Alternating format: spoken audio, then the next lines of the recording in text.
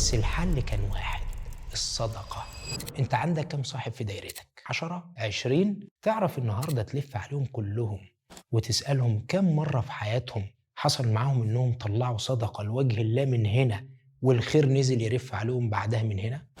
هتلاقي اللي يقول لك كان عندي مشكلة مستعصية اتحلت من عند ربنا بعد ما تصدقت، واللي يقول لك كنت مديون وسددت، واللي يقول لك بنتي كانت عيانة وربنا شفاها. المشاكل اللي هتسمعها كتير قوي، بس الحل كان واحد: الصدقة.